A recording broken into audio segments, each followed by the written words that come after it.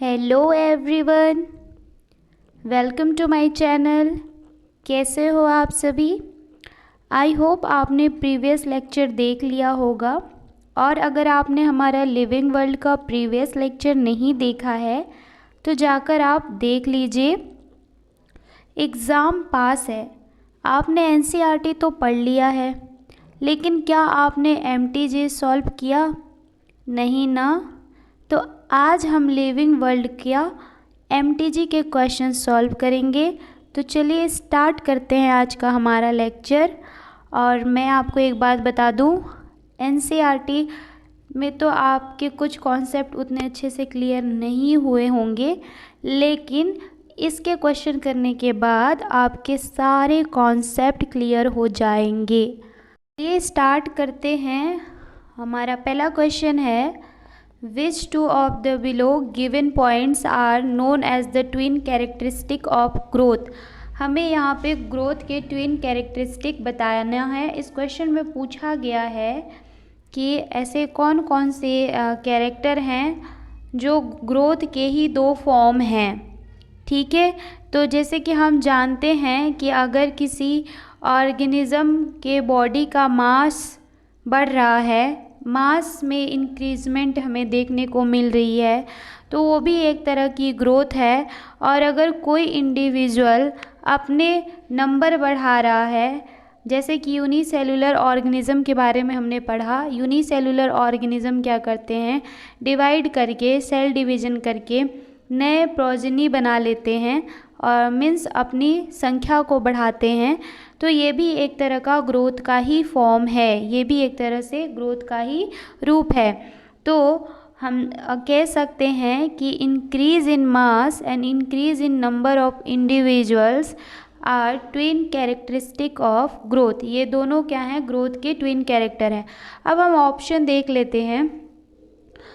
Option यहाँ पे first and second जो स्टेटमेंट है वो सही है, तो उस हिसाब से हमें ऑप्शन छांटना पड़ेगा। ऑप्शन नंबर ए यहाँ पे हमारा करेक्ट ऑप्शन होगा, जिसमें first statement and second statement दोनों को लिया गया है। तो यहाँ पे option number A is correct answer. उसके बाद जो हमारा दूसरा क्वेश्चन है वो क्या है, in plant growth occurs blank whereas in animals it occurs. इस क्वेश्चन में हमें जो ब्लैंक्स हैं उनको फिल करना है। जैसे कि हम जानते हैं कि प्लांट की बॉडी में जो ग्रोथ होता है वो थ्रू आउट लाइफ होती है। प्लांट के जो शूट टिप होते हैं, रूट टिप होते हैं और अदर जो पार्ट्स होते हैं, इम्पॉर्टेंट पार्ट्स, उनमें मेरिस्टेमेटिक सेल्स पाई जाती हैं। और उन मेरिस्टेमेटिक सेल्स की एक कैपेसिटी होती है कि वो लगातार डिवाइड करते रहती हैं, और इस वजह से प्लांट का जो ग्रोथ होता है वो पूरे जीवन काल में होते रहता है। प्लांट हमेशा ग्रोथ करते रहता है। इसका रीज़न ही यही है कि उसके टिप पोर्शन में मेरिस्टेमेटिक सेल्स पाई जाती हैं, जिनके वजह से उसकी लंबाई, उसकी चौड़ाई लगातार बढ़ती रहती है। तो यहाँ पे ब्लैंक्स जो है उसमें क्या आ जाएगा कि in plants growth occur continuously. Plant में ग्रोथ जो है वो लगातार होते रहता है।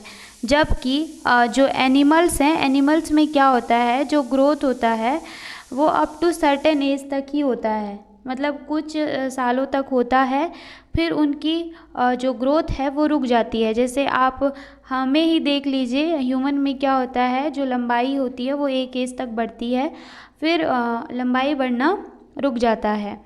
तो ग्रोथ क्या हो जाती है, रुक जाती है। क्यों? क्योंकि हमारी बॉडी की जो सेल्स हैं वो डिवाइड करना बंद कर देती हैं। तो इस वजह से हमारा जो पहला ब्लैंक्स है उसमें क्या आएगा कि in plants growth occur continuously, और जबकि एनिमल्स में क्या हो जाएगा, whereas in animals occur up to certain as.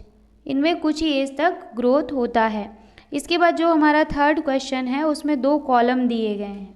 ठीक है, कॉलम 1 में आपको ऑर्गेनिज्म का नाम दिया गया है, और कॉलम सेकंड में आपको उनमें पाए जाने वाले रिप्रोडक्शन का टाइप दिया है।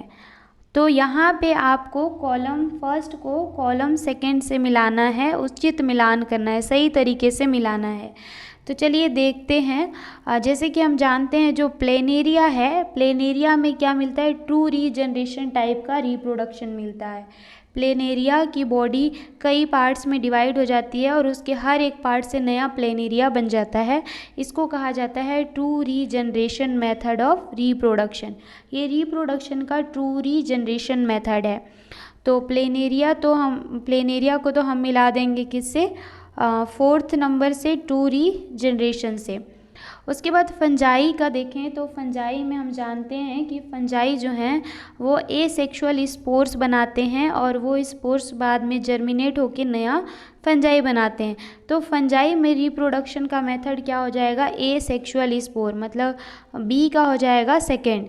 उसके बाद हम ईस्ट का जानते हैं। ईस्ट में क्या होती है, ईस्ट में बडिंग मेथड से रिप्रोडक्शन होती है। ईस्ट जो होता है वो छोटे छोटे बड बनाता है, बाद में वो बड पेरेंट ईस्ट से अलग हो जाती हैं और नया ईस्ट बना देती हैं।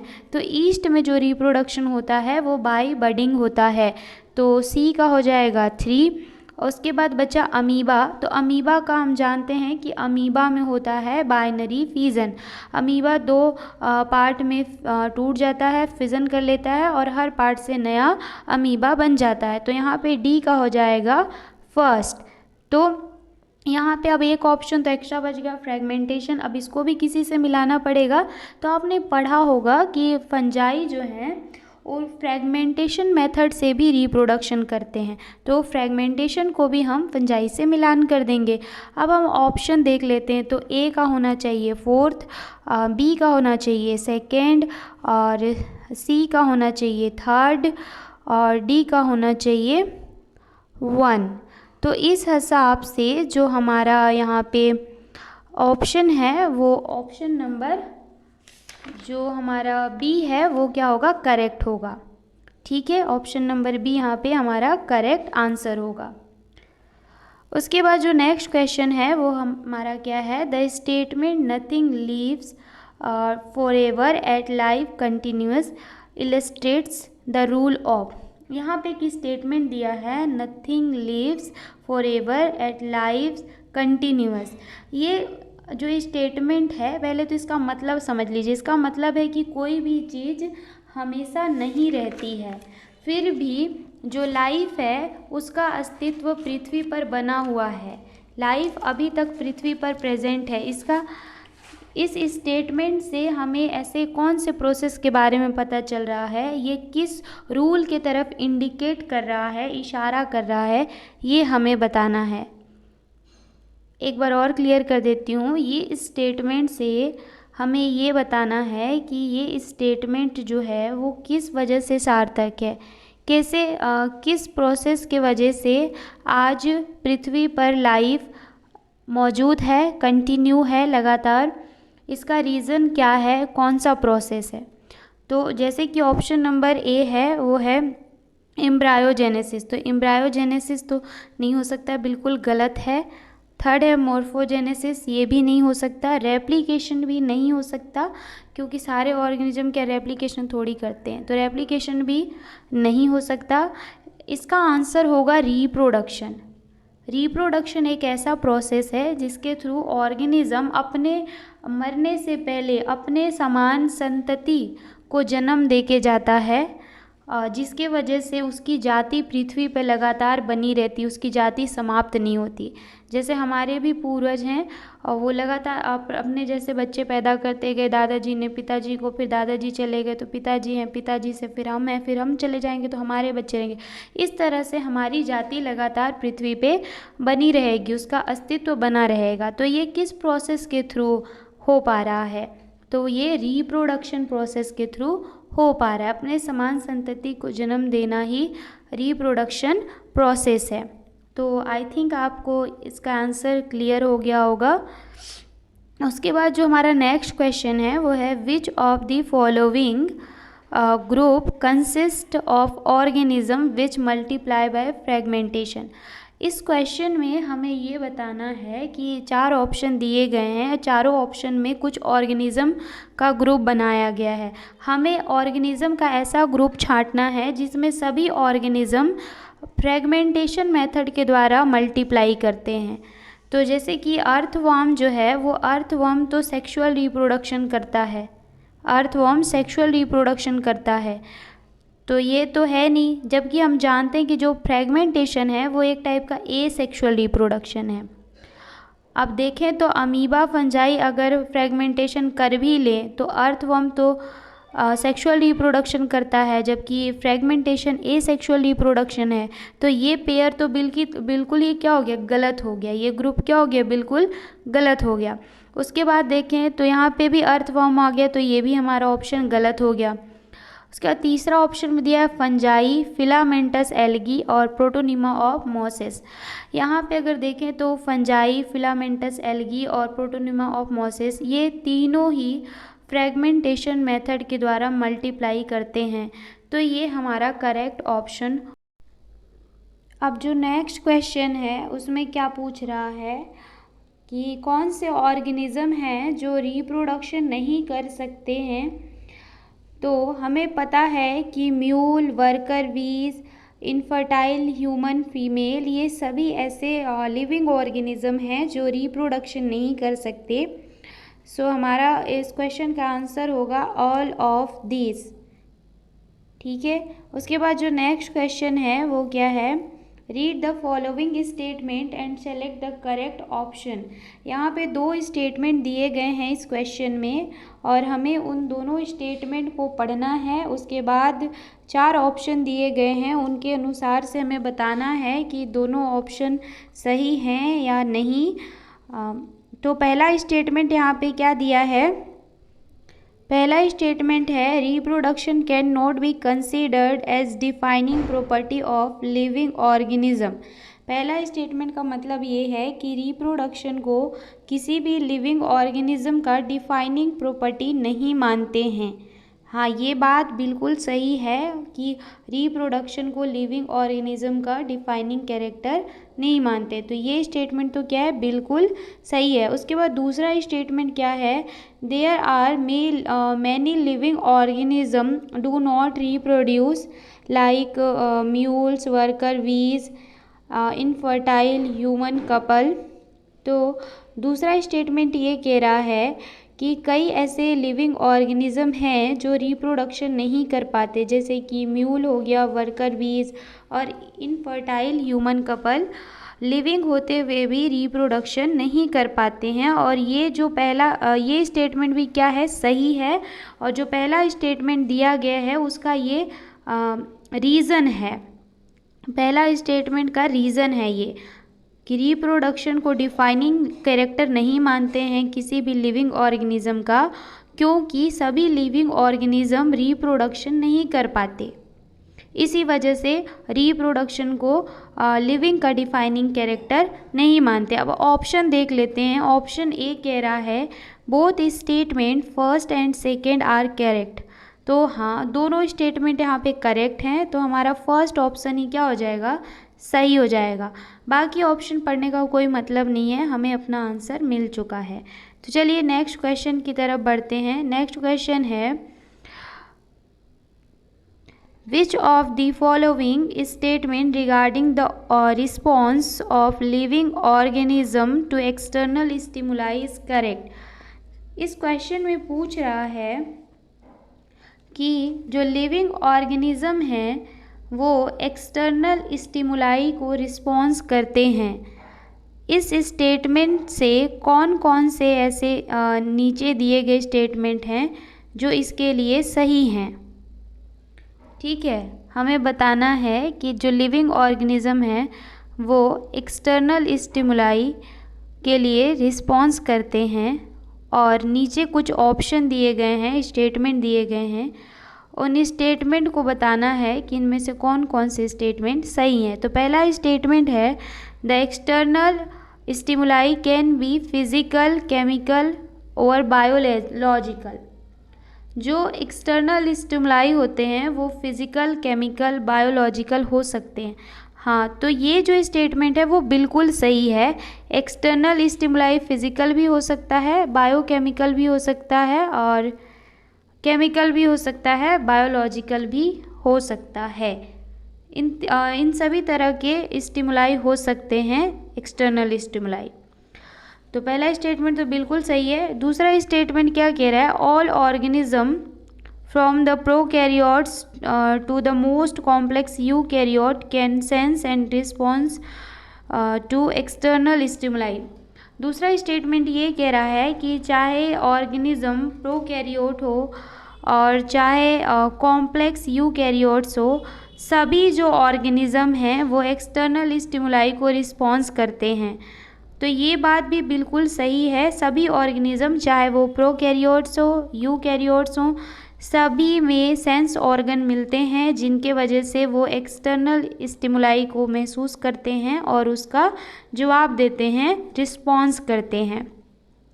तीसरा जो स्टेटमेंट है वो है consciousness and responsiveness to external stimuli is the defining property of living organism. Consciousness का मतलब क्या है, जो स्टिमुलाई ऑर्गेनिज्म के पास आ रहा है उसको वो सेंस कर पाए और उसको रिस्पॉन्स कर पाए, यही कॉन्शियसनेस भी होता है। और किसी भी एक्सटर्नल स्टिमुलाई को रिस्पॉन्स करने का ये जो प्रॉपर्टी है वो ओनली लिविंग में ही मिलता है, नॉन लिविंग में नहीं मिलता। इसलिए हम कह सकते हैं कि ये लिविंग ऑर्गेनिज्म का डिफाइनिंग प्रॉपर्टी होता है। ये स्टेटमेंट भी हमारा सही होगा। और हमें इसमें लिविंग ऑर्गेनिज्म के रिस्पॉन्सिवनेस कैरेक्टर के लिए ही करेक्ट स्टेटमेंट छांटना था। तो यहाँ पे तीनों ही स्टेटमेंट सही हैं। हमारा आंसर होगा ऑल ऑफ दिस। उसके बाद जो नेक्स्ट क्वेश्चन है, नेक्स्ट क्वेश्चन क्या है, read the following statement and select the correct ones. हमें यहाँ पे स्टेटमेंट को पढ़ना है और इनके लिए करेक्ट ऑप्शन चूज़ करना है। तो पहला स्टेटमेंट है increase in mass and increase in number of individual are twin character of growth. हाँ, तो हमें पता है कि अगर ऑर्गेनिज्म के वेट मास में इंक्रीजमेंट हो रही है या ऑर्गेनिज्म की संख्या बढ़ रही है, नंबर बढ़ रहा है, तो ये दोनों ही ग्रोथ के दो रूप हैं, ट्विन कैरेक्टर हैं। तो ये स्टेटमेंट क्या है, बिल्कुल सही है। दूसरा स्टेटमेंट है metabolic reaction can be demonstrated outside the body in isolated cell free system. Living body के अंदर जितनी भी रिएक्शन होती हैं सभी रिएक्शन को मेटाबॉलिक रिएक्शन कहते हैं। और ये मेटाबॉलिक रिएक्शन को हम सेल फ्री सिस्टम में लैब में भी करा सकते हैं। तो ये स्टेटमेंट भी क्या है, बिल्कुल सही है। तीसरा जो ऑप्शन है वो है response to stimuli is defining property of living organism. ऊपर ही अभी हम उस क्वेश्चन में पढ़ के आए हैं कि अगर लिविंग ऑर्गेनिज्म स्टिमुलाई को रिस्पॉन्स कर रहा है तो ये ओनली लिविंग का ही कैरेक्टर है, नॉन लिविंग में ये कैरेक्टर नहीं मिलता है। इस वजह से इसको लिविंग का डिफाइनिंग कैरेक्टर कहते हैं। ये स्टेटमेंट भी हमारा बिल्कुल सही है। लिविंग ऑर्गेनिज्म ही ऐसे ऑर्गेनिज्म हैं जो स्टिमुलाई को रिस्पॉन्स कर सकते हैं, इस वजह से ये लिविंग का डिफाइनिंग कैरेक्टर होता है। जो नेक्स्ट क्वेश्चन है, क्वेश्चन नंबर 10, वो क्या कहता है, a living organism is unexceptionally differentiated from non living structure on the basis of. एक लिविंग ऑर्गेनिज्म को बिना किसी अपवाद के, बिना किसी एक्सेप्शन के नॉन लिविंग स्ट्रक्चर से कैसे अलग कर सकते हैं। कौन से ऐसे कैरेक्टर हैं जो लिविंग ऑर्गेनिज्म में ही मिलते हैं, नॉन लिविंग ऑर्गेनिज्म में नहीं मिलता है। तो पहला ऑप्शन जो है वो क्या है यहाँ पे, रिप्रोडक्शन। तो हमें पता है कि रिप्रोडक्शन लिविंग का कैरेक्टर तो है, बट सभी लिविंग ऑर्गेनिज्म रिप्रोडक्शन नहीं कर पाते। जैसे कि हमने देखा है mule, worker bees, infertile human couple जो हैं वो लिविंग ऑर्गेनिज्म होते हुए भी रिप्रोडक्शन नहीं कर पाते। ये सभी लिविंग में नहीं मिलता है, इसलिए ये करेक्ट आंसर नहीं होगा। दूसरा ऑप्शन है ग्रोथ एंड मूवमेंट। तो ग्रोथ जो है वो लिविंग और नॉन लिविंग दोनों ही शो करते हैं। और मूवमेंट की बात करें तो कई लिविंग ऑर्गेनिज्म ऐसे हैं जो मूवमेंट शो नहीं करते। तो इस वजह से ये ऑप्शन भी हमारा गलत हो जाएगा। तीसरा ऑप्शन है इंट्रैक्शन विद इन्वायरमेंट। अब ये इंटरेक्शन विथ इन्वायरमेंट जो ऑप्शन है ये भी हमारा गलत होगा, क्योंकि लिविंग और नॉन लिविंग दोनों ही इन्वायरमेंट से इंटरेक्ट करते हैं। जैसे हम अगर किसी कपड़े को कई दिनों तक बाहर धूप में फेंक दें तो वो कपड़ा ख़राब होने लगता है, उसकी क्वालिटी ख़त्म होने लगती है, उसका कलर उड़ने लगता है। इससे क्या पता चलता है कि वो इन्वायरमेंट से इंटरेक्ट किया उसने। जबकि कपड़ा क्या है, नॉन लिविंग है, फिर भी उसने क्या किया, इन्वायरमेंट से इंटरेक्ट किया। तो ज़रूरी नहीं है कि लिविंग ही इन्वायरमेंट से इंटरेक्ट करें, नॉन लिविंग चीज़ें भी इन्वायरमेंट से इंटरेक्ट करती हैं। सो ये ऑप्शन भी हमारा गलत होगा। चौथा ऑप्शन है रिस्पॉन्सिवनेस। तो आप सभी जानते हैं रिस्पॉन्सिवनेस क्या है। अगर कोई एक्सटर्नल स्टिमुलाई आती है तो उसको सेंस करके रिस्पॉन्स करना ही रिस्पॉन्सिवनेस है। और ये नेचर ओनली लिविंग ऑर्गेनिज्म के पास होता है, नॉन लिविंग ऑर्गेनिज्म के पास नहीं होता है। नॉन लिविंग थिंग के पास एक कैरेक्टर नहीं होता है। जो लिविंग ऑर्गेनिज्म हैं वो स्टिमुलाई को सेंस कर सकते हैं, उनके पास सेंस ऑर्गन होता है और वो उसको रिस्पॉन्स कर सकते हैं। इसलिए जो रिस्पॉन्सिवनेस है ये ओनली लिविंग में मिलता है और इस कैरेक्टर के बेस पे हम लिविंग ऑर्गेनिज्म को बिना किसी एक्सेप्शन के नॉन लिविंग थिंग से डिफरेंशिएट कर सकते हैं, क्योंकि ये ओनली लिविंग में मिलता है। हमारा करेक्ट आंसर होगा यहाँ पे रिस्पॉन्सिवनेस। उसके बाद जो नेक्स्ट क्वेश्चन है वो है क्वेश्चन नंबर 11। क्वेश्चन नंबर 11 क्या कहता है, which of the following set does not contain defining characteristic of living organism. यहाँ पे क्वेश्चन में बोल रहा है कि यहाँ पे 4 ऑप्शन दिए गए हैं जिनमें लिविंग ऑर्गेनिज्म के कुछ कैरेक्टर का पेयर दिया है और हमें बताना है कि इनमें से ऐसा कौन सा सेट है जो लिविंग का डिफाइनिंग कैरेक्टर नहीं है, कौन से सेट में लिविंग के डिफाइनिंग कैरेक्टर नहीं है। तो पहला ऑप्शन देखते हैं, ग्रोथ एंड रिप्रोडक्शन। तो हमें पता है ग्रोथ और रिप्रोडक्शन हालांकि लिविंग ऑर्गेनिज्म में देखने को मिलते हैं, बट जैसे कि हम जानते हैं ग्रोथ लिविंग और नॉन लिविंग दोनों ही शो करते हैं, तो ये लिविंग का डिफाइनिंग कैरेक्टर नहीं है। और रिप्रोडक्शन की बात करें तो रिप्रोडक्शन सभी लिविंग ऑर्गेनिज्म में नहीं पाया जाता है, इस वजह से ये भी लिविंग का डिफाइनिंग कैरेक्टर नहीं होगा। तो ये जो पहला ऑप्शन है ये गलत होगा। दूसरा जो ऑप्शन है वहाँ पे लिखा है metabolism and cellular level of organisation.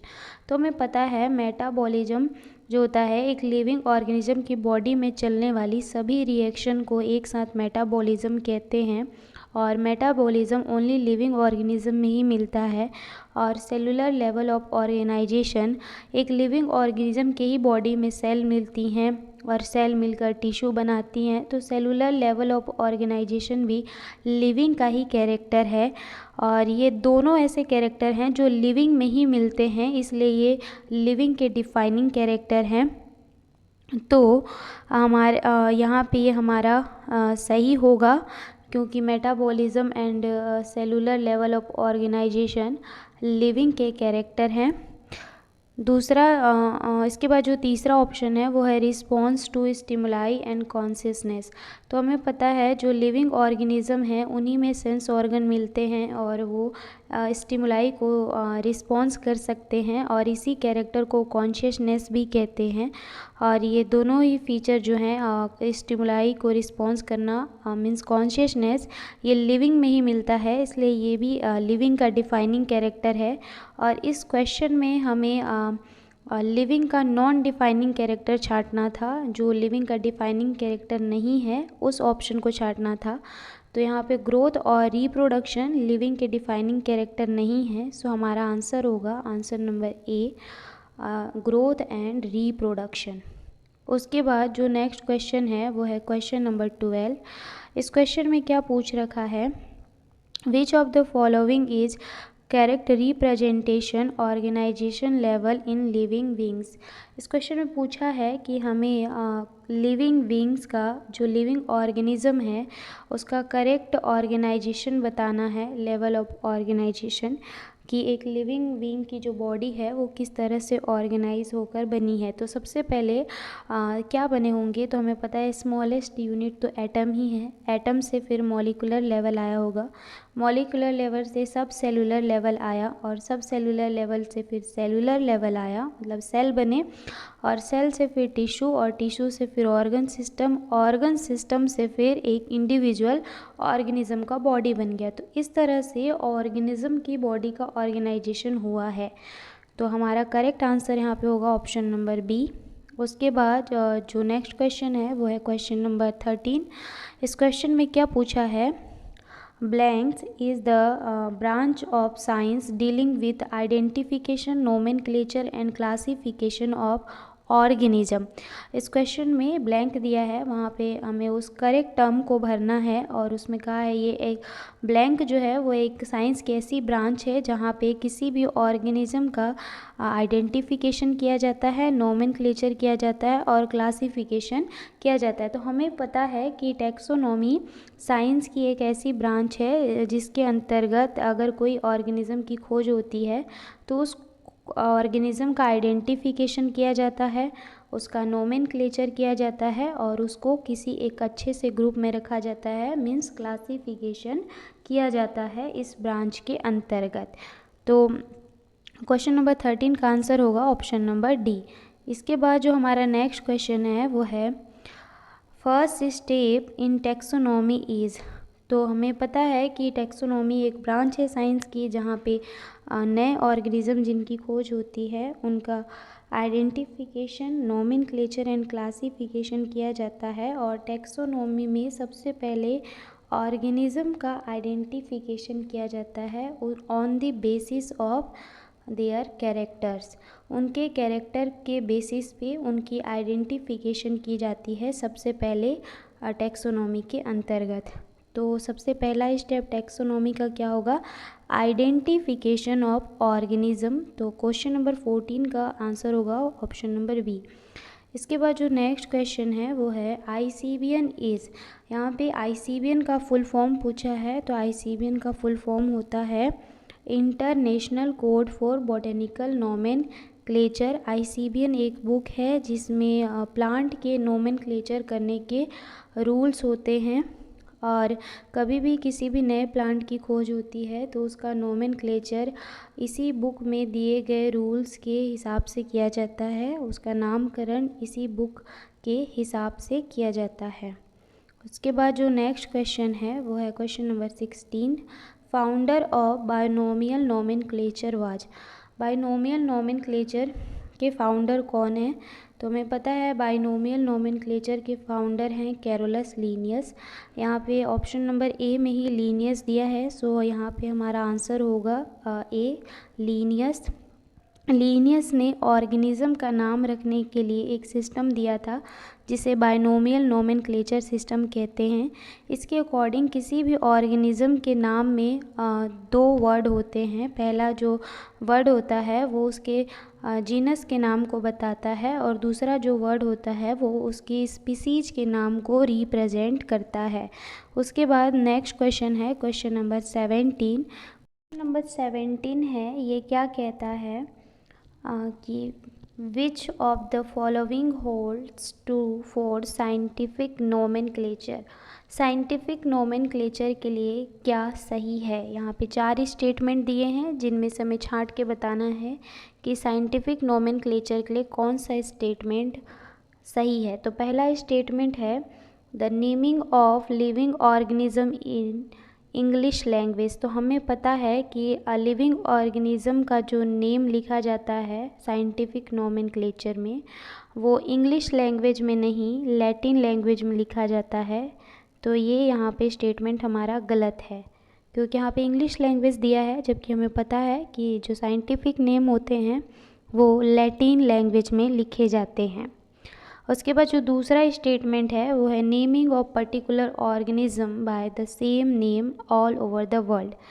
इसका मतलब है कि जो एक ऑर्गेनिज्म का जो एक नाम रखा जाता है पर्टिकुलर ऑर्गेनिज्म का वो सेम होता है पूरे वर्ल्ड में, मतलब पूरे वर्ल्ड में सभी कंट्री में उस नेम को एक्सेप्ट किया जाता है, माना जाता है, वो सभी जगह मान्य होता है। तो हाँ, ये बिल्कुल सही है। साइंटिफिक नेम जो होता है किसी ऑर्गेनिज्म का वो यूनिवर्सल होता है। तो ये स्टेटमेंट हमारा बिल्कुल सही है। जो थर्ड स्टेटमेंट है वो है naming of living organism in such a manner that it may cause less confusion. तो ये कोई ख़ास स्टेटमेंट नहीं है, गलत है। उसके बाद नेक्स्ट स्टेटमेंट है naming of living organism in such manner that it became easy to pronounce. तो ये भी गलत है, इस वजह से नहीं लिखा जाता है साइंटिफिक नोमेनक्लेचर को। तो यहाँ पे जो हमारा करेक्ट आंसर होगा वो होगा आंसर क्वेश्चन नंबर 17 का ऑप्शन बी। उसके बाद जो नेक्स्ट क्वेश्चन है क्वेश्चन नंबर 18। क्वेश्चन नंबर 18 में पूछा है most name in biological nomenclature of living organism are taken which language. यहाँ पे पूछा है कि बायोलॉजिकल नोमेनक्लेचर में किसी भी लिविंग ऑर्गेनिज्म का जो नेम है वो किस लैंग्वेज में लिखा जाता है। तो हमें पता है कि किसी भी लिविंग ऑर्गेनिज्म का जो साइंटिफिक नेम होता है वो हमेशा लैटिन में भाषा में लिखा जाता है। लैटिन भाषा में इसलिए लिखा जाता है क्योंकि लैटिन भाषा एक डेड लैंग्वेज है, मृत भाषा है, जिसके फॉर्म और स्पेलिंग में कभी भी चेंज नहीं हो सकता है। इस वजह से बायोलॉजिकल नेम को या साइंटिफिक नेम को इस भाषा में लिखा जाता है ताकि वो जैसे आज बनाया गया है वैसे इन फ्यूचर में भी रहें, उनमें कोई बदलाव ना आए। ठीक है, तो इसके बाद जो नेक्स्ट क्वेश्चन है वो है क्वेश्चन नंबर 19। क्वेश्चन नंबर 19 में कहा है plants they are given Latin names because it. यहाँ पे भी वही सेम चीज़ पूछा है कि प्लांट जो होते हैं उनका नाम, जो साइंटिफिक नाम होता है वो लैटिन लैंग्वेज में लिखा जाता है, क्यों। तो पहला ऑप्शन है क्योंकि लैटिन सिंपल लैंग्वेज है, तो नहीं, सिंपल लैंग्वेज नहीं है। दूसरा है कॉमन लैंग्वेज है, ये भी नहीं है। तीसरा है कि डेड लैंग्वेज है। तो अभी मैंने बताया था कि किसी भी ऑर्गेनिज्म का जो बायोलॉजिकल नेम या साइंटिफिक नेम होता है उसको लैटिन भाषा में लिखा जाता है क्योंकि लैटिन एक डेड लैंग्वेज है जिसमें कभी भी बदलाव नहीं हो सकता है, और नाम तो हम हमेशा के लिए रख रहे हैं ऑर्गेनिज्म का, तो इस वजह से हम इस लैंग्वेज का यूज करते हैं ताकि नाम जो आज हम रख रहे हैं वो आगे भी वही रहे, उसमें कोई बदलाव ना आए। तो इसका आंसर होगा because Latin language is dead language. ठीक है, उसके बाद नेक्स्ट क्वेश्चन है क्वेश्चन नंबर 20। क्वेश्चन नंबर 20 में पूछा है in the binomial system of taxonomy developed during the 18th century by Carolus Linnaeus, the second word of an organism's biological name represent। इस question में पूछा है कि बायोलॉजिकल सिस्टम ऑफ टैक्सोनॉमी जो कि 18th सेंचुरी में कैरोलस लीनियस द्वारा बनाया गया, उसमें ऑर्गेनिज्म के बायोलॉजिकल नेम के अनुसार उसका जो सेकंड नेम है वो क्या प्रदर्शित करता है। तो हमें पता है कि ऑर्गेनिज्म के बायोलॉजिकल नेम में दो वर्ड होते हैं, जिसमें से पहला जो नेम या पहला जो वर्ड होता है वो उसके जीनस को रिप्रेजेंट करता है, और दूसरा जो वर्ड होता है, दूसरा जो नेम होता है वो इसके स्पीसीज को रिप्रेजेंट करता है। तो यहाँ पे हमें पूछा है कि ऑर्गेनिज्म के बायोलॉजिकल नेम का सेकंड वर्ड क्या रिप्रेजेंट करता है। क्वेश्चन को ध्यान से पढ़िएगा, यहाँ पे पूछा है सेकंड वर्ड क्या रिप्रेजेंट करता है। तो हमें पता है सेकंड वर्ड उसकी स्पीसीज को रिप्रेजेंट करता है कि ऑर्गेनिज्म जो है वो कौन सी स्पीसीज का है, उसकी स्पीसीज को रिप्रेजेंट करता है सेकंड वर्ड, और फर्स्ट वर्ड जीनस को रिप्रेजेंट करता है। उसके बाद क्वेश्चन नंबर 21 देखेंगे। क्वेश्चन नंबर 21 क्या है, which of the following statements regarding the universal rule of biological nomenclature is incorrect. Universal rule of biological nomenclature के अनुसार यहाँ पे कुछ स्टेटमेंट दिए हैं, इनमें से बताना है कि universal rule of biological nomenclature के अनुसार कौन से स्टेटमेंट इनकरेक्ट हैं दिए गए स्टेटमेंट में से।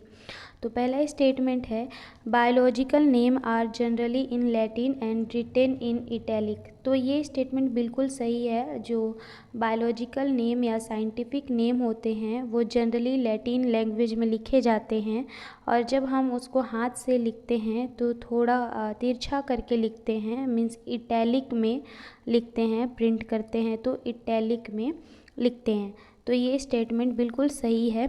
उसके बाद जो दूसरा स्टेटमेंट है वो है the first word in biological name represent the genus and second component denote the species. जैसे कि अभी मैंने बताया कि किसी भी ऑर्गेनिज्म के बायोलॉजिकल नेम में दो वर्ड होते हैं। पहला वर्ड उसकी जीनस को रिप्रेजेंट करता है और सेकंड जो वर्ड होता है वो उसकी स्पीसीज को रिप्रेजेंट करता है। तो ये स्टेटमेंट भी क्या है, बिल्कुल सही है।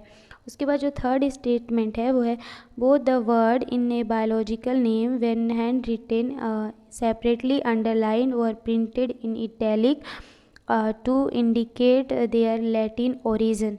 इस स्टेटमेंट में कहा है कि जो बायोलॉजिकल नेम हैं उनको जब हम हाथ से लिखते हैं तो सेपरेटली अंडरलाइन करते हैं और जब प्रिंट करते हैं तो उनको इटैलिक में प्रिंट करते हैं उनके लैटिन ओरिजिन को इंडिकेट करने के लिए। तो ये स्टेटमेंट भी बिल्कुल सही है।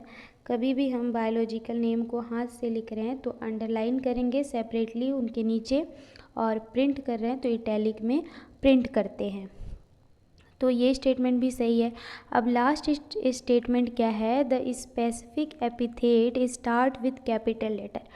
अब यहाँ पे यहीं पे हमारा स्टेटमेंट गलत हो जाता है। यहाँ पे इसमें लिखा है कि जो स्पेसिफिक एपिथेट है वो कैपिटल लेटर से स्टार्ट होता है, जबकि हमें पता है कि जो स्पेसिफिक एपिथेट है वो स्मॉल लेटर से स्टार्ट होता है, जबकि जीनस का जो नेम है वो कैपिटल लेटर से स्टार्ट होता है। यहाँ पे दोनों को उल्टा कर दिया है, तो लिखा है generic epithet start with small letter. तो ये गलत हो गया और हमें इनकरेक्ट स्टेटमेंट ही छांटना था बायनोमियल नोमेनक्लेचर के अकॉर्डिंग, यूनिवर्सल नोमेनक्लेचर के अकॉर्डिंग हमें इनकरेक्ट स्टेटमेंट छांटना था। तो हमारा incorrect statement option number D है। आपको पता होना चाहिए कि जो बायोलॉजिकल नेम होता है उसमें जो जेनरिक नेम होता है, जो फर्स्ट वर्ड होता है उसका जो पहला लेटर होता है उसको हम कैपिटल में लेते हैं और जो स्पीसीज का नाम होता है उसके पहले लेटर को हम स्मॉल में लेते हैं। और यहाँ पे दोनों को उल्टा कर दिया, इस वजह से स्टेटमेंट क्या हो गया, गलत हो गया। उसके बाद क्वेश्चन नंबर 22 देखते हैं। क्वेश्चन नंबर 22 में कहा है select the correctly written biological या जूलॉजिकल नेम। हमें यहाँ पे नेम को देखना है ऑर्गेनिज्म के, बॉटनिकल या जूलॉजिकल नेम को, और बताना है कि इसमें से कौन सा नेम करेक्टली मैनर में लिखा गया है। तो पहला नेम है होमो सैपियंस। यहाँ पे देखिए पहला होमो जो वर्ड है वो उसके जीनस को रिप्रेजेंट कर रहा है और सैपियंस स्पीसीज को। तो जैसे कि मैंने बताया कि जो जेनरिक नेम होता है, जो जीनस का नाम होता है उसका पहला लेटर कैपिटल लेते हैं और स्पीसीज के नेम का पहला लेटर स्मॉल लेते हैं। और आप यहाँ पे देख सकते हैं, यहाँ पे सैपियंस में जो एस लिया गया है वो भी कैपिटल है और होमो में जो एच लिया गया है वो भी कैपिटल है। तो इस वजह से ये क्या हो गया, गलत हो गया। उसके बाद जो दूसरा ऑप्शन है वो है पैंथेरा लियो। तो यहाँ पे पैंथेरा टिग्रिस। तो पैंथेरा टिग्रिस में यहाँ पे पैंथेरा में पी क्या है, कैपिटल है, सही है, और टिग्रिस में टी यहाँ पे स्मॉल है, ये भी सही है। तो ये जो है वो हमारा करेक्ट नोमेनक्लेचर है, करेक्ट नेम लिखा गया है। उसके बाद ऑप्शन सी को भी देख लीजिए। ऑप्शन सी में क्या दिखाया गया है, पाइसम का जो पी है वो कैपिटल है और स्टाइवम का एस स्मॉल है, बट यहाँ पे इनको तिरछा नहीं लिखा गया बल्कि सीधा लिखा गया है, इस वजह से ये गलत हो गया। जबकि हमने पढ़ा है कि जब इनको प्रिंट किया जाता है तो इटैलिक में लिखा जाता है, थोड़ा तिरछा लिखा जाता है। यहाँ पे मैंगीफेरा इंडिका में भी देख सकते हैं, मैंगीफेरा में एम भी कैपिटल है, इंडिका में आई भी कैपिटल है, इस वजह से ये भी गलत हो जाता है। तो हमारा ऑप्शन होगा ऑप्शन नंबर बी सही होगा। ठीक है। उसके बाद जो नेक्स्ट क्वेश्चन है वह है क्वेश्चन नंबर 23। क्वेश्चन नंबर 23 में क्या है, select the correct option for biological name. यहाँ पे हमें बायोलॉजिकल नेम के लिए करेक्ट ऑप्शन चूज़ करना है, उसके लिए सही ऑप्शन बताना है। तो पहला है दे आर बायनोमियल। तो हमें पता है कि जो बायोलॉजिकल नेम होते हैं उनको लीनियस द्वारा दिए गए बायनोमियल सिस्टम के अकॉर्डिंग ही बनाया जाता है। कभी भी किसी ऑर्गेनिज्म का नेम रखा जाता है, बायोलॉजिकल नेम रखा जाता है तो लीनियस द्वारा दिए गए बायनोमियल सिस्टम के अनुसार ही रखा जाता है। तो ये स्टेटमेंट सही है। दे आर बाइनोमियल, ये सही है। उसमें 2 कंपोनेंट होते हैं किसी भी ऑर्गेनिज्म के बायोलॉजिकल नेम में। पहला कंपोनेंट उसके जीनस को रिप्रेजेंट करता है और दूसरा कंपोनेंट उसके स्पीसीज को रिप्रेजेंट करता है। दूसरा ऑप्शन है बायोलॉजिकल नेम्स आर डिस्क्रिप्टिव, तो ये स्टेटमेंट भी बिल्कुल सही है। डिस्क्रिप्टिव का मतलब बायोलॉजिकल नेम ऐसे होते हैं कि उनके नाम को पढ़ते ही हमें उनके बारे में कुछ जानकारी मिल जाती है, उनके थोड़े बहुत कैरेक्टर का पता चल जाता है। जैसे कि मैंने बताया कि बायोलॉजिकल नेम में 2 पार्ट होते हैं, एक होता है उसका स्पीसीज का नेम और एक होता है जीनस का नेम। तो जैसे ही हम किसी ऑर्गेनिज्म का बायोलॉजिकल नेम बोलेंगे तो हमें उसके जीनस और स्पीसीज दोनों के बारे में पता चल जा रहा है नेम से ही। तो इस वजह से जो बायोलॉजिकल नेम होता है वो डिस्क्रिप्टिव नेचर का होता है। तो ये स्टेटमेंट भी बिल्कुल सही है। तीसरा स्टेटमेंट है दे आर यूनिवर्सल। हमें पता है कि बायोलॉजिकल नेम तो इसीलिए रखे ही जाते हैं ताकि वो हर जगह मान्य हो, एक्सेप्टिव हो। तो जो बायोलॉजिकल नेम होते हैं वो यूनिवर्सल भी होते हैं। तो इस तरह से बायोलॉजिकल नेम के लिए तीनों स्टेटमेंट सही हैं। तो हमारा आंसर होगा ऑल ऑफ दीज। उसके बाद जो नेक्स्ट क्वेश्चन है वो है the scientific name of banyan is written as Ficus benghalensis L. Which of the following statement is correct regarding this. यहाँ पे इस क्वेश्चन में हमें बनियान का साइंटिफिक नेम दिया है फाइकस बेंगलेसिस एल। यहाँ पे लास्ट में एल वर्ड इसने यूज किया है। अब इस स्टेटमेंट के बाद इस को नेम के अनुसार से बनियान के साइंटिफिक नेम के अनुसार से यहाँ पे कुछ स्टेटमेंट दिए हैं और हमें बताना है कि यहाँ पे जो एल वर्ड है साइंटिफिक नेम ऑफ बनियान में वो क्या रिप्रेजेंट करता है। तो यहाँ पे पहला ऑप्शन है the letter L signifies Latin language. इसमें कहा है कि बनियान के साइंटिफिक नेम में जो लास्ट में एल लेटर यूज किया गया है वो लैटिन लैंग्वेज को रिप्रेजेंट कर रहा है, लैटिन लैंग्वेज की तरफ इंडिकेट कर रहा है। जबकि हमें पता है कि ये बिल्कुल गलत है। हम कभी भी लैटिन भाषा को इंडिकेट करने के लिए साइंटिफिक नेम में ऐसे कोई भी लेटर का यूज नहीं करते हैं। तो ये स्टेटमेंट क्या हो गया, गलत हो गया। दूसरा स्टेटमेंट है the name should be written reverse with benghalensis preceding Ficus. तो इसमें बोला है कि हम ये जो नेम है उसको उल्टा भी कर सकते हैं, बेंगलेसिस को आगे और फाइकस को पीछे। तो ऐसा नहीं होता, उनको एक करेक्ट सीक्वेंस में ही लिखा जाएगा, जैसे कि फाइकस बेंगलेसिस। तो ये स्टेटमेंट भी गलत हो गया। ऐसे साइंटिफिक नेम को इस मैनर में हम नहीं लिख सकते। तीसरा जो ऑप्शन है उसमें है कि letter L signifies the taxonomist Linnaeus.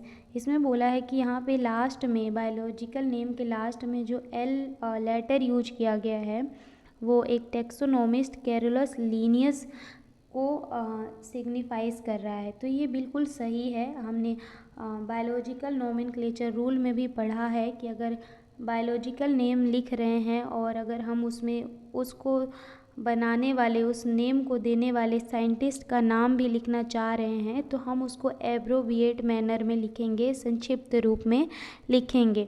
और यहाँ पे फाइकस बेंगलेसिस एल में भी यहाँ पे जो एल है वो एब्रोविएटेड फॉर्म में लिखा गया है और वो लीनियस को इंडिकेट कर रहा है, एक टैक्सोनोमिस्ट को इंडिकेट कर रहा है जिन्होंने ये नाम दिया है। तो ये जो ऑप्शन है वो बिल्कुल सही है। उसके बाद जो चौथा ऑप्शन है वहाँ पे क्या है कि बेंगलेसिस इज़ जेनरिक नेम। तो हमें पता है कि किसी भी साइंटिफिक नेम का जो पहला लेटर होता है वो जेनरिक नेम को रिप्रेजेंट करता है और दूसरा लेटर स्पीसीज को रिप्रेजेंट करता है।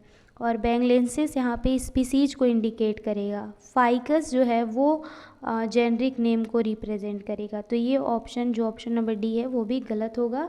इस तरह से जो 24 का आंसर होगा वो आंसर होगा ऑप्शन नंबर सी। उसके बाद जो हमारा नेक्स्ट क्वेश्चन है वो है क्वेश्चन नंबर 25। क्वेश्चन नंबर 25 में पूछा है the third name in trinomial nomenclature is. पूछा है कि जो ट्राइनोमियल नोमेनक्लेचर है उसमें थर्ड नेम क्या चीज़ को रिप्रेजेंट करता है। जैसे कि हमें पता है कि लीनियस ने बाइनोमियल सिस्टम दिया, जिसके अकॉर्डिंग किसी भी ऑर्गेनिज्म के साइंटिफिक नेम में दो वर्ड होते हैं। पहला वर्ड जीनस को रिप्रेजेंट करता है और दूसरा वर्ड उसके स्पीसीज को रिप्रेजेंट करता है। इसी तरह से एक और सिस्टम दिया गया ऑर्गेनिज्म का नेम रखने के लिए, जो अब मान्य नहीं है, उसको बोलते हैं ट्राइनोमियल नोमेनक्लेचर। इसके अनुसार ऑर्गेनिज्म के बायोलॉजिकल नेम में 3 वर्ड होंगे। पहला वर्ड उसके जीनस को रिप्रेजेंट करेगा, दूसरा वर्ड उसके स्पीसीज को और तीसरा वर्ड उसकी सब स्पीसीज को रिप्रेजेंट करता है। तो यहाँ पे हमें यही पूछा है कि ट्राइनोमियल नोमेनक्लेचर में जो थर्ड नेम होता है वो किसको रिप्रेजेंट करता है। तो हमारा आंसर होगा सब स्पीसीज को रिप्रेजेंट करता है। उसके बाद क्वेश्चन नंबर 26 है। क्वेश्चन नंबर 26 में पूछा है which of the following are the basic process of taxonomy. इस क्वेश्चन में पूछा है कि टैक्सोनॉमी ब्रांच की बेसिक प्रोसेस क्या हैं, बेसिक स्टेप्स क्या हैं जिनको फॉलो करके टैक्सोनॉमी के अंतर्गत किसी भी ऑर्गेनिज्म का क्लासिफिकेशन किया जाता है। तो हमें पता है कि टैक्सोनॉमी के अंतर्गत ऑर्गेनिज्म का आइडेंटिफिकेशन, नोमेनक्लेचर, कैरेक्टराइजेशन, क्लासिफिकेशन, ये सारी प्रोसेस की जाती है। सबसे पहले कैरेक्टराइजेशन किया जाएगा, फिर आइडेंटिफिकेशन, देन नोमेनक्लेचर और लास्ट में क्लासिफिकेशन। तो यहाँ पे हमारा आंसर क्या होगा, बोथ ए एंड बी, मतलब ए और बी दोनों ऑप्शन सही हैं। तो इस तरह से हमारा आंसर होगा आंसर नंबर सी। उसके बाद नेक्स्ट क्वेश्चन है 27, the main objective of plant taxonomy is. Plant taxonomy में जो ऑब्जेक्टिव यूज किए जाते हैं वो क्या हैं। जो किसी भी प्लांट का जब हम क्लासिफिकेशन करना चाहते हैं तो हम ऐसे कौन कौन से साधन हैं, ऑब्जेक्टिव हैं जिनको यूज करके किसी भी प्लांट का क्लासिफिकेशन कर सकते हैं, टैक्सोनॉमी कर सकते हैं। ठीक है, तो पहला है स्टडी ऑफ वर्ल्ड फ्लोरा। अब हमने अगर मान लो किसी नए प्लांट की खोज की तो सबसे पहले हमें वर्ल्ड फ्लोरा की स्टडी करनी होगी। अब वर्ल्ड फ्लोरा क्या है, फ्लोरा मतलब एक पर्टिकुलर एरिया में मिलने वाले प्लांट की इंफॉर्मेशन जिस बुक में लिखी जाती है उस बुक को कहा जाता है फ्लोरा। ऐसी वर्ल्ड फ्लोरा का मतलब वर्ल्ड में जितनी भी प्लांट्स हैं जिनकी खोज हो चुकी है उनका इंफॉर्मेशन वर्ल्ड फ्लोरा में होगा। तो अगर नया प्लांट हमने खोजा है तो पहले तो पुराने प्लांट से हमको उसको मैच करना पड़ेगा, पुराने प्लांट के कैरेक्टर देखने पड़ेंगे जिससे उसको मिलाना पड़ेगा। तो वर्ल्ड फ्लोरा जो है वो बेस्ट रेफरल होगा और हमारे लिए और बेस्ट ऑब्जेक्टिव होगा जिसका यूज हम कर सकते हैं प्लांट का क्लासिफिकेशन करने में। और दूसरा ऑब्जेक्टिव हम क्या यूज कर सकते हैं कि हम उसके आइडेंटिफिकेशन और नोमेनक्लेचर के मेथड्स का भी यूज कर सकते हैं।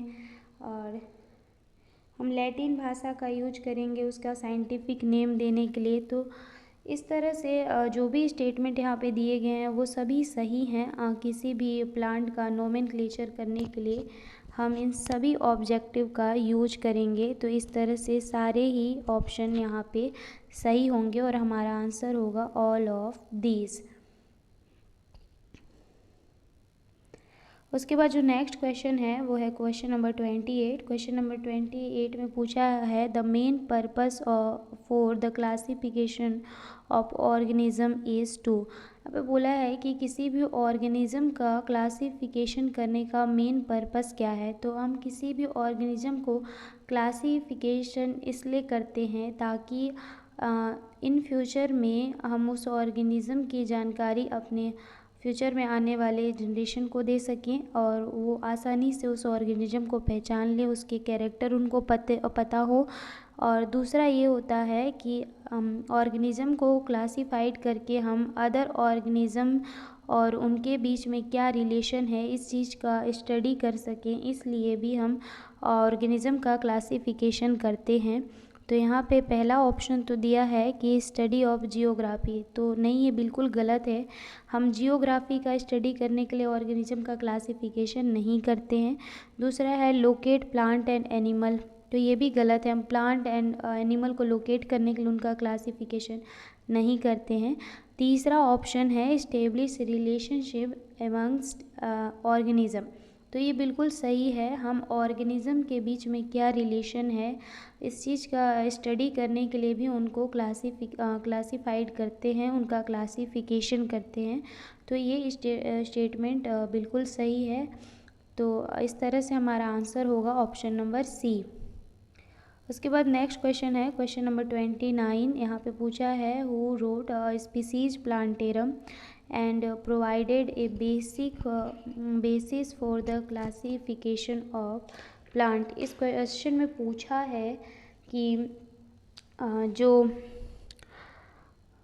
स्पीसीज प्लांटेरम बुक है इसके राइटर कौन है और जिसको आज क्लासिफिकेशन ऑफ प्लांट में एक बेसिस की तरह यूज किया जाता है। तो हमें पता है जो स्पीसीज प्लांटेरम है इसके राइटर हैं कैरोलस लीनियस। कैरोलस लीनियस ने इस बुक में सभी प्लांट स्पीसीज को उनकी जेनरा के हिसाब से क्लासिफाइड किया था इन लैटिन लैंग्वेज।